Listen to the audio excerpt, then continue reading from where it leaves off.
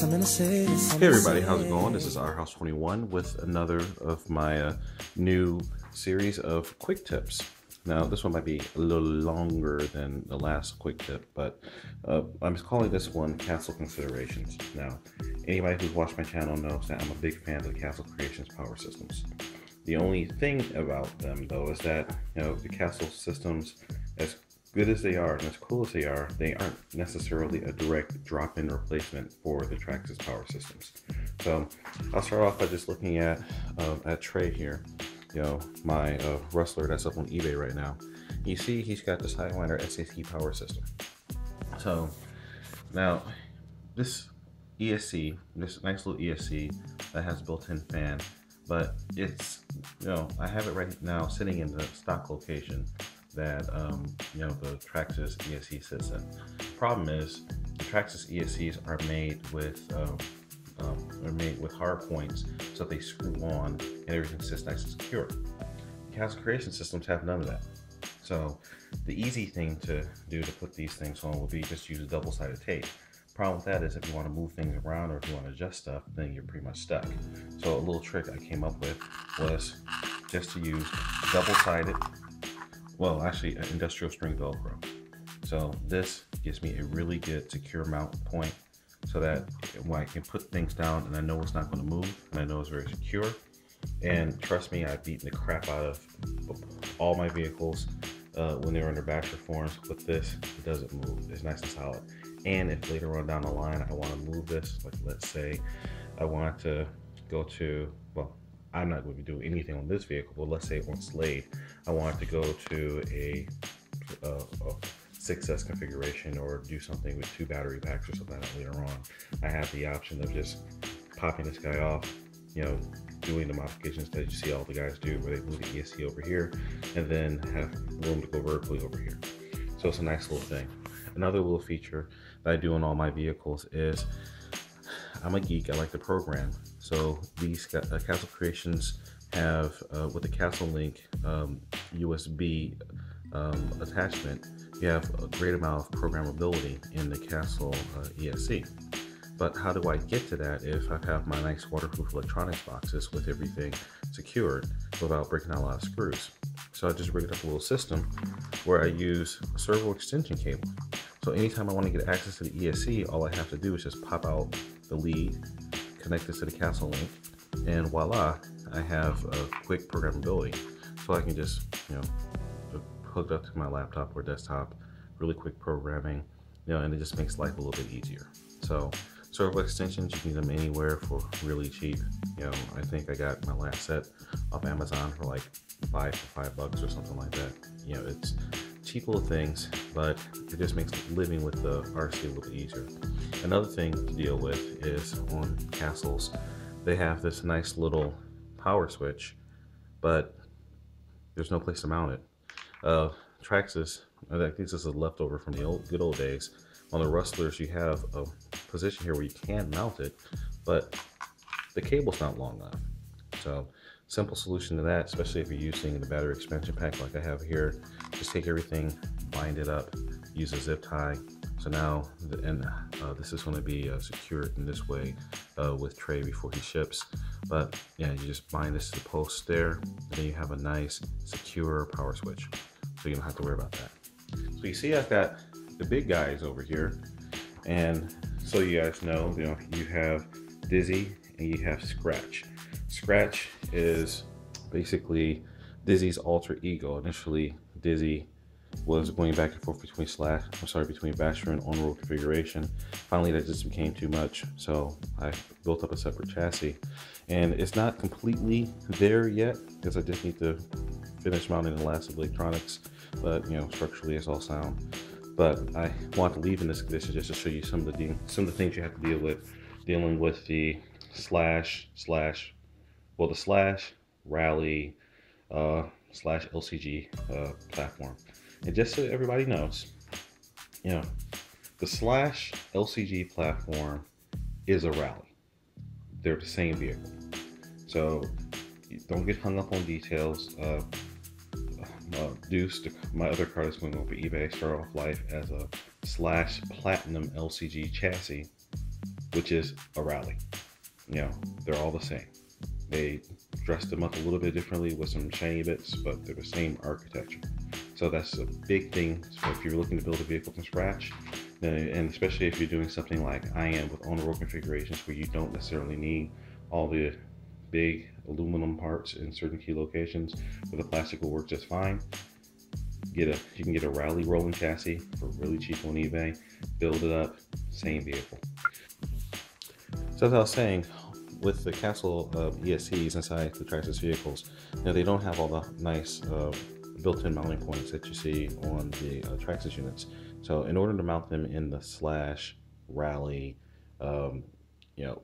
Stampede, a lot of the other platforms, the easiest way to do it is just take a piece of plastic. In my case, I just took some stock I had lying around, cut it into position, put a couple screws down. Now you have a nice flat mounting plate, because otherwise you have this nice eggshell reinforcement pattern on the bottom of the chassis, which is great for structure, but doesn't give you any place to use double-sided tape or anything like that for. So you can just make yourself a nice removable mounting plate, and then put your double-sided tape or Velcro, like I like to use, or whatever you're going to use to adhere, mount it right to this mounting plate, and then you have a nice firm mount. That's great. Second thing, like I was saying before, and I'll show you over here on Dizzy, I have access to my ESC for program and building. Now you'll see this is an interesting feature that I haven't really discussed on the channel yet. I was having problems with Dizzy having thermal shutdowns when I was doing the endless speed runs. And it wasn't from the power that the vehicle was pushing during the run. It was when I hit the brakes. When your RC cars use brakes, they're essentially using the motor in the and running it backwards and making it become a generator. So the forward momentum of the car turns the motor. The speed controller then puts an electrical load across the motor that basically, essentially it acts as a resistor and dumps all the electricity that the motor is now producing as a generator and puts that into heat, which just goes right into the cooling fence. So when you hit the brakes hard, it heats up the ESC, and now you have a thermal shutdown.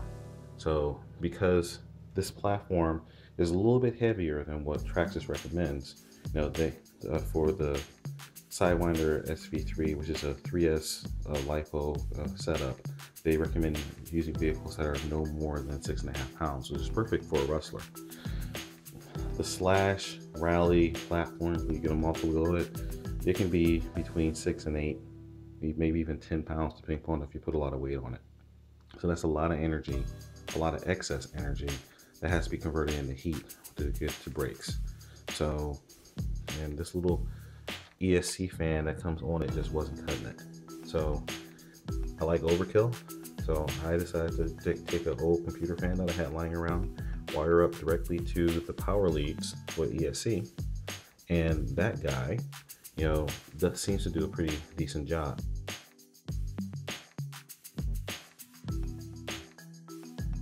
Now you might ask, what about the blue tape here? Well, I was experimenting trying to get improved airflow around the ESC, and yes, the ESC is buried down there. Well, you can see the leads coming out. But essentially, I just used some blue painter's tape and just went around and basically made a cowl. It was just an aerodynamic fairing to try to direct more of the air directly over the ESC, and it seems to work pretty well so far. So I'm probably going to replace this painter's tape with either some Gorilla Tape, or maybe even mold, take some of my composite materials and mold a custom housing around it. But I'm still experimenting with the exact shape and all that. So once I lock in the design, I'll go ahead and lock that in. Speaking about locking things in, another thing about the Castle systems, the CC blowers do a really great job in keeping the motors cool. Problem with them though on this architecture is you're supposed to secure them with zip ties that fit right here. Problem is these zip ties, if you secure them, now you can't get to the screw that you need to get to in order to take off the motor and change gears. So a quick and easy thing I've discovered is jump back over here to Dizzy. If you have some old body mounts, like these guys laying around, you probably have, you know, some of this nice foam here. So I've taken little strips of the foam and secured them to the edges of the CC blower. And now that basically creates friction feet. So I can now take it and squeeze it down over the side here and then hold it very securely. So I can launch, you know, as you've seen in my Why We Fly video, I can launch this thing 20 feet across the skate park. And it holds really, really well, because you've got the little lip in here fits underneath the mounting screw, so that helps to hold it in place for a really bad collision. But in general, just the friction force of this clamping onto the motor holds it in place perfectly.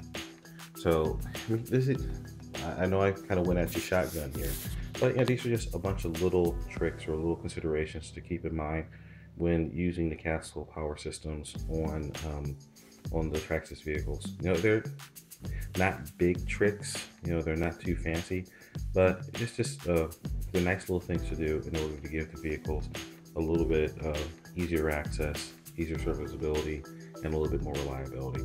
So definitely any of you guys who are, if you're doing 3S speed runs with the Castle, you know, consider a larger fan. You know, that seems to help my stability a lot.